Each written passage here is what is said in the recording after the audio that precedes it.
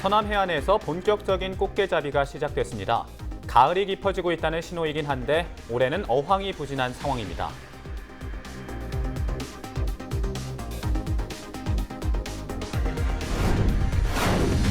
완도군이 국립수목원 유치에 성공한 것으로 알려졌지만 1차 합격 수준인 것으로 확인됐습니다. 내년 타당성 조사 등을 통해 최종 후보지가 선정될 전망입니다. 전남 지역에 많은 태풍이 발생하면서 피해가 증가했습니다. 여기에 벼멸구 피해까지 증가하고 있으며 각종 병해충도 늘고 있어 대책 마련이 필요해 보입니다.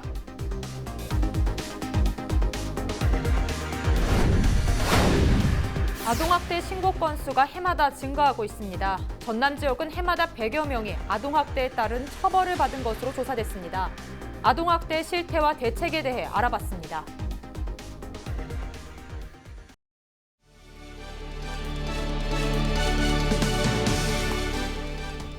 시청자 여러분 안녕하십니까? 헬로티비 뉴스입니다. 첫 소식입니다.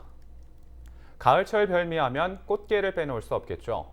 우리나라에서는 주로 서해와 서남 해안에서 꽃게가 잡히고 있는데요. 최근 서남 해안에서도 본격적인 꽃게잡이가 시작됐다고 합니다. 가을이 깊어지고 있다는 신호이기도 한데요. 올해는 어황이 부진해 항구에 침울한 표정이 감돌고 있습니다. 고정민 기자가 취재했습니다. 밤샘 조업을 마친 어선들이 이른 아침 항구의 모습을 드러냅니다. 항구에서 2시간 정도 걸리는 먼바다에서 꽃게를 잡아온 배들입니다. 배에서 건져 올린 꽃게의 양은 서너 상자 정도. 운반차에 한가득 담겼던 지난해와 비교하면 절반에도 못 미치는 수준입니다.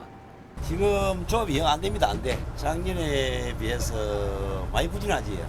하루에 뭐 지금 한 500kg, 1000kg를 잡아야 되는데 기껏해봐야 뭐 150kg, 200kg. 갓 잡은 꽃게들은 곧바로 경매에 붙여집니다. 중매인들은 가격을 매기며 치열한 눈치 경쟁을 벌입니다. 하지만 올해는 꽃게잡이가 부진해 경매장도 썰렁한 분위기가 감돌고 있습니다. 올가을 들어 꽃게잡이가 시작된 건 금어기가 끝난 지난 8월 말부터 2달 가까이 잡힌 꽃게의 양은 420톤 정도로 2년 전과 비교하면 반토막이 났습니다. 올가을 들어 수협에서 벌어들인 꽃게 위판액은 모두 101억 원. 판매 실적이 목표액이 한참 못 미쳐 울상을 짓고 있습니다. 못 잡는 배들은 추로 비용 충당도 어려운 그런 배들도 있고 합니다. 그래서 예년에 비해 그래도 입판액도 한 20% 정도 저조할 걸로 그렇게 보고 있습니다. 게다가 최근 잡힌 꽃게는 조금 떼야만 물려 대부분 속이 덜 찬 탓에 꽃게 1kg당 위판 가격도 비교적 저렴한 18,000원에서 2만 원 선에 형성되고 있습니다. 중국 어선들의 마구잡이식 조업과 방어가 잡힐 정도로 바다 수온이 높아 부진을 면치 못하고 있는 서남해안 꽃게잡이. 이 조업 부진과 소비 위축에 어려움을 겪고 있는 어민들은 조만간 가계변에서 수산물 축제를 열어 손해를 만회해보겠다는 입장입니다. 헬로티비 뉴스 고정민입니다. 이번에는 좀 안타까운 소식을 전해드려야 할 것 같습니다. 최근 완도군이 국립수목원 유치에 성공했다는 일부 보도로 지역에서는 반기는 분위기였는데요. 그런데 최종 유치는 아닌 것으로 확인됐습니다. 기대가 컸던 만큼 실망도 매우 클 수밖에 없는데요. 내년에 최종 후보지가 선정될 예정인 만큼 유치에 성공하기 위해 차별화된 전략도 필요해 보입니다. 보도에 박종우 기자입니다. 완도군과 거제시가 국립난대수목원 유치 대상지 적격 평가를 받았습니다. 완도수목원은 이번 평가에서 평균 70점 이상을 받았습니다. 이 자연조건과 대상지 확보, 기반시설 완비 등 전반적 평가 항목에서 우수한 점수를 받은 것으로 알려졌습니다. 국립난대수목원 조성으로 인해 연간 방문객 85만 명과 8천억 원이 넘는 생산 유발 효과 등이 기대되고 있습니다. 지역에서는 이번 결과에 대해 긍정적인 반응을 보이고 있습니다. 확정되기까지 우리 의회에서 9분 전 의원이 전부 또 우리 서명에 동참됐고 우리 또 부산까지 계셔서 국민들 하나가 돼서 이렇게 선정되게끔 일과 성을 전체 다한 것 같아요. 국민 전체가 이번 선정을 해서 이제 안도 수목원이 이제 우리 안도뿐만 아니라 전국 또 전 세계인들이 찾는 아주 좋은 이제 관광지가 될 것으로 기대하고 있습니다. 국립난대수목원은 최대 2천억 원의 사업비가 투자되는 만큼 지자체가 유치를 두고 경합이 치열한 상황. 산림청이 최근 통보한 현장평가 적격 결과를 두고 최종 유치에 성공했다는 보도가 이어졌지만 1차 합격 정도인 것으로 확인됐습니다. 산림청은 내년에 예비 타당성 조사 등을 통해 최종 후보지를 결정할 계획이라고 강조했습니다. 이제 공문이 나갈 때도요. 2017, 18일 현장 평가한 거는 산림청 기준에 따라서 대상지가 적정한지 적격성을 평가한 거고, 그래서 광고로 나갔고, 이에 따라 산림청에서 2020년에 그 기본구상 및 그 타당성 용역을 통해서 대상지를 최종 확정할 계획입니다. 그렇게 나갔거든요, 공문가. 결국 완도군과 거제시가 다시 한번 난대 수목원 유치를 놓고 경합을 벌여야 하는 상황.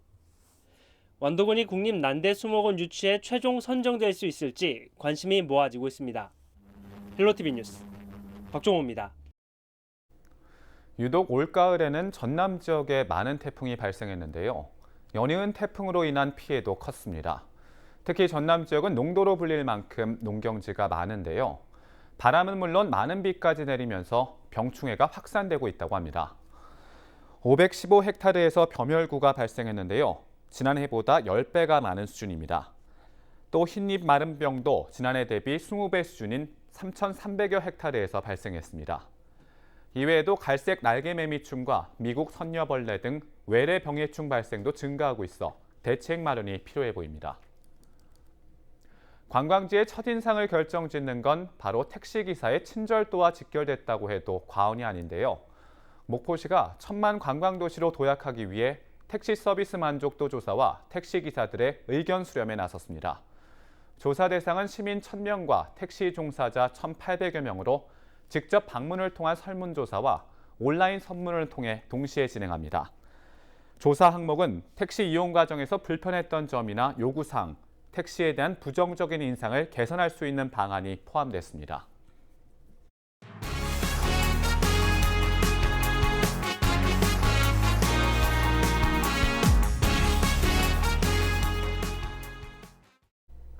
아동학대 신고 건수가 해마다 증가하고 있습니다.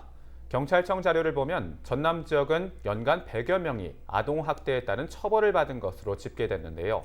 아동학대는 훈육이라는 이름으로 다수가 가정 안에서 발생해 근절이 쉽지 않은 것도 현실입니다. 아동학대의 실태와 대책은 무엇인지 전남 아동보호 전문기관 구미희 관장에게 들어봤습니다. 성정환 기자입니다.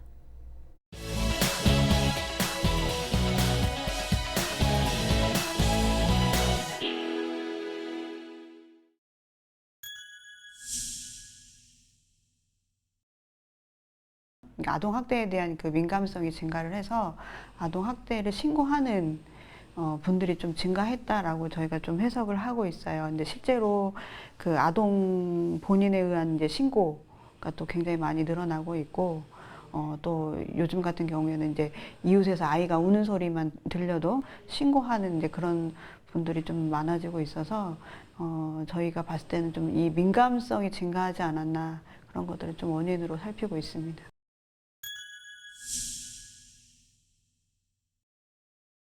폭력을 약간 기질적인 폭력과 이제 상황적 폭력으로 조금 나눠서 설명을 하고 있고, 이 기질적인 폭력에 관한 부분에 대해서는 그 뿌리가 굉장히 깊기 때문에 조금 다른 차원의 접근이 좀 있어야 될 것 같아요. 어떤 그 정신적인, 정신의료적인 부분에서 접근이 있어야 될 것 같고, 좀 저희가 더 관심을 가져야 될 부분은 이 상황적 인 폭력인 것 같아요. 이 상황적인 것들을 저희가 조금 배우고 노력하면 이거를 조금 우리가 변화시킬 수가 있거든요. 예, 이거는 충분히 가능한 거기 때문에 이 상황적 폭력에 대해서 좀 우리가 관심을 가지고 좀 배우려고 하는 그런 노력들이 있으면 좋지 않을까, 그런 생각을 하고 있습니다. 실제로 부모교육 필요성이 증대하면서 많은 곳에서 이제 이 부모교육에 관한 컨텐츠라든가 강사를 양성해서 이제 부모교육을 실시하도록 하고 있는데, 정말 참석해야 하실 분들이 있잖아요. 우리가 아이 양육에 어려움을 겪고 계신 분들이 참여를 하셔야 되는데 그분들의 참여는 떨어지고, 예, 그래서 그런 데서 조금 문제가 있는 것 같습니다. 예. 아동보호 전문기관에서 하고 있는데 아동보호 전문기관은 거의 이제 민간기관에서 운영을 하고 있거든요. 근데 그거를 이제 공무원이 이제 그 맡아서 하는 형태로 지금 추진 중에 있어요. 예. 현장 조사를 하다 보면 민간에서 하다 보니까 이 신변의 위협들을 굉장히 저희가 많이 느껴요. 이렇게 협조를 안 하시는 분들이 일단은 많고, 저희 하는 일에 대해서 굉장히 협박을 하신다던가 그런 일이 있어서 이제 조사가 원활하게 이루어지지 못하는 부분이 있고요. 그 다음에 정말 아이를 분리하고 보호자의 어떤 접근을 이렇게 제한해야 될 사항이 처했을 때 저희가 더 이렇게 이렇게 직접적으로 또 강하게 하지 못하는 그런 한계점들이 있어서 이거를 이제 공공에서 하는 거는 아무래도 이제 그 강제력을 좀 기반으로 하다 보니까 더 용이하게 가능해지지 않을까 그런 생각을 하고 있죠.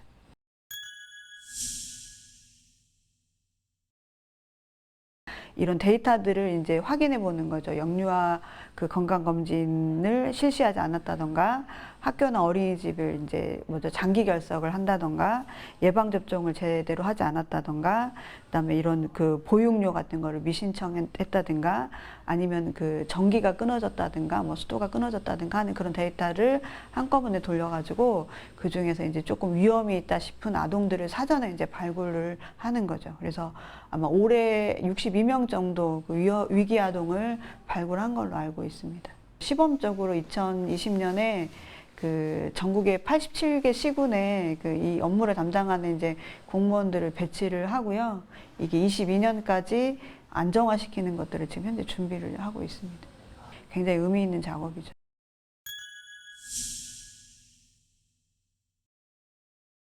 아이들이 어떤 문제 행동을 보일 때 부모가 체벌을 하는 것은 그 문제 행동을 그 바꾸는 데 도움이 되는 게 아니고 오히려 그 문제 행동을 더 강화시키는 요인으로 작용할 수 있기 때문에 아이들의 행동을 봤을 때 행동을 가지고 판단하거나 비난하지 말고 그 행동을 하게 된 이면에 항상 감정을 먼저 조금 보시려고 노력을 하셨으면 좋겠어요. 현재 우리 가정의 문화가 온정적인지 차가운지 한번 점검을 해보시고 온정적인 분위기가 잘 되어 있다고 한다면 이 감정을 보고 공감하는 게 더 훨씬 용이해지세요. 그래서 좀 그런 제안을 좀 드리고 싶습니다. 예.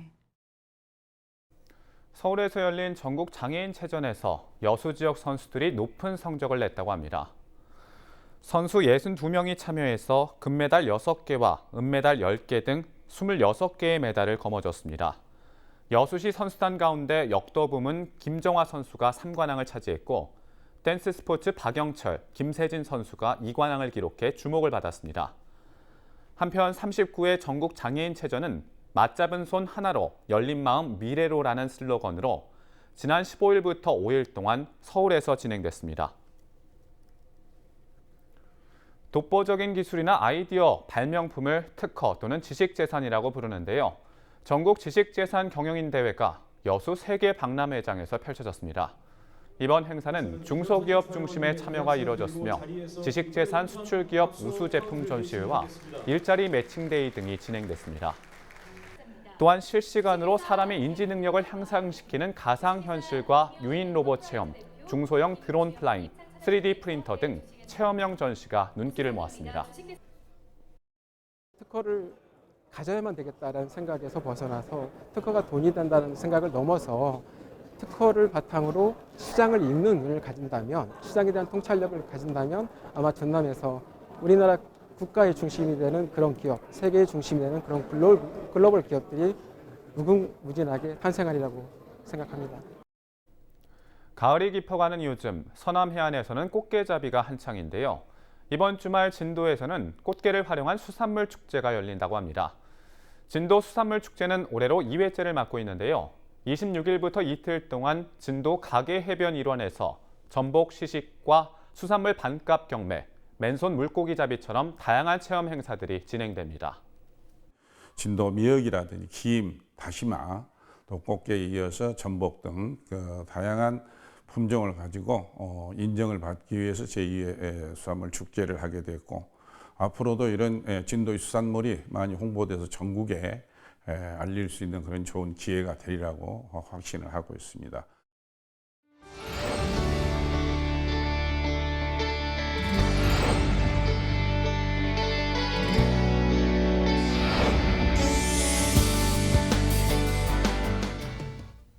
안수연 아나운서, 혹시 진로 직업 체험 교실이라고 들어보셨나요? 네, 요새는 학생들에게 다양한 진로 탐색 기회를 제공하기 위해서 진로 체험 교실이 진행된다고 하더라고요. 네, 맞습니다. 정확히 알고 계신데요.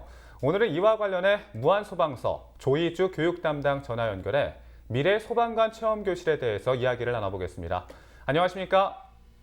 네, 안녕하세요. 무안소방서 교육 담당 조희주입니다. 네, 사진 보시면서 이야기 나누죠. 네, 학생들의 모습에서 정말 진지함이 느껴지는데요. 이 사진 보면은 학생들과 어떤 체험들을 하신 건가요?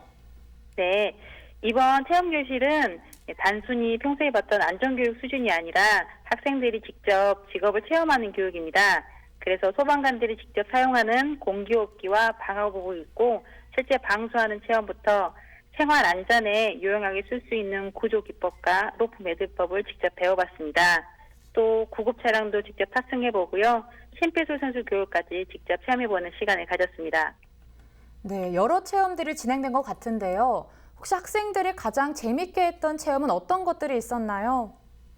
예, 아무래도 쉽게 접할 수 없었던 화재 진압 분야에 가장 흥미를 보였습니다. 방화복을 입을 때부터 호기심 가득한 눈빛으로 체험에 임하더라고요. 네, 그 교육 내용들이 쉽지만은 않았을 것 같은데 학생들이 체험하면서 어려워하거나 또 힘들어한 부분들이 있다면 어떤 것들이 있었을까요? 예, 아직은 학생들이고 어리다 보니까 체력적으로 많이 힘들어하더라고요. 실제 방화복을 입고 공기호흡기까지 장착을 하면 아시다시피 20kg가 넘습니다. 그런 장비들을 작은 체구로 체험하다 보니 쌀쌀한 날씨에도 땀을 흘리기도 했습니다. 네, 그렇다면 체험을 진행했던 소방공무원들도 이제 뿌듯함을 좀 느끼셨을 것 같은데요. 주변 소방공무원들의 반응은 어땠나요? 예, 저희가 체험 전 아이들한테 소방관에 관심 있는 친구가 있는지 손을 들어보라고 했더니 2명밖에 없더라고요. 그래서 조금 서운했었는데 교육 끝나고 나니 구급대원을 하면 뿌듯할 것 같다고 본인은 이 길을 가겠다는 친구도 생겼고요. 또 정말 이렇게 체력이 필요한지 몰랐고 이런 일을 매일 하고 있는 소방관들이 존경스럽다는 친구들의 말에 체험을 진행한 직원들 모두 감동을 받기도 했습니다.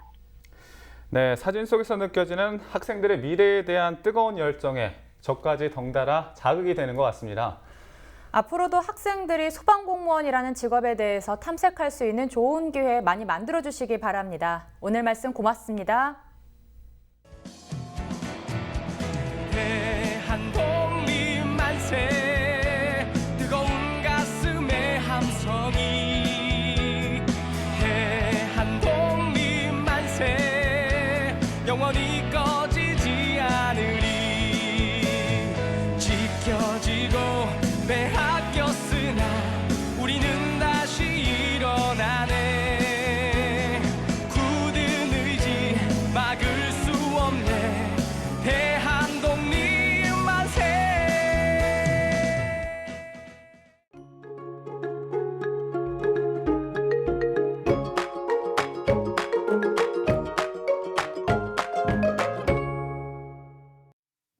우리 지역 구름 많은 가운데 하루 종일 흐리겠습니다.